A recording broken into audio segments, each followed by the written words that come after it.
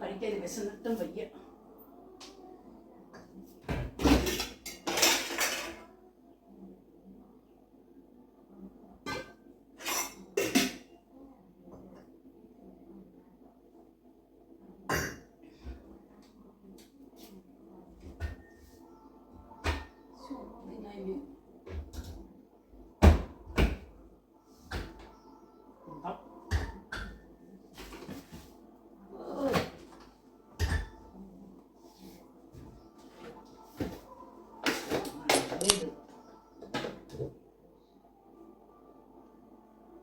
നല്ലതാണ്.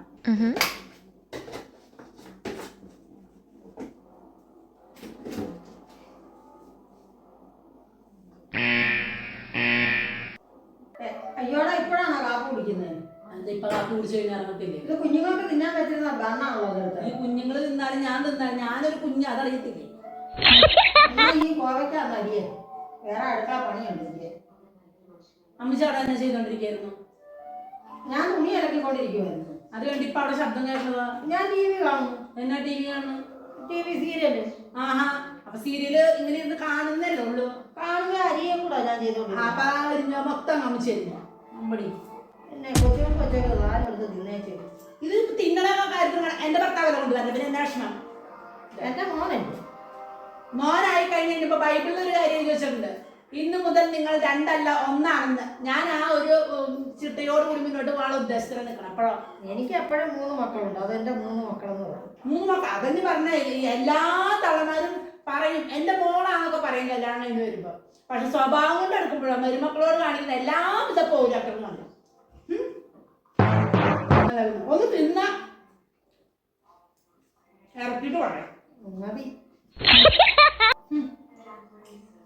വീട്ടിൽ മാത്രമേ ഉള്ളല്ലോ. അതെ, എന്റെ ഭർത്താവ് കഷ്ടപ്പെട്ടുകൊണ്ടിരുന്നു. എനിക്കും പിള്ളേർക്ക് കഷ്ടപ്പെട്ട് കൊണ്ടുവന്ന സാധനം തിന്നാനായിട്ട് ഒരെണ്ണായിട്ട് ഇരിക്കണുണ്ട്. ഞാൻ പുറത്ത് പോയി വന്നപ്പോൾ വിശന്നു, ഞാനത് തിന്നു. ഈ കറിയൊക്കെ ആയിട്ട് വന്നിട്ട് വേണ്ട കഴിക്കാനായിട്ട്. രാവിലെ എഴുന്നേറ്റേ വല്ല ജോലിയും കൂടെ ചെയ്യണം. അപ്പൊ ഞാനൊന്നും ചെയ്തില്ലേ? പിന്നെ ചെയ്തു. ആരാണ്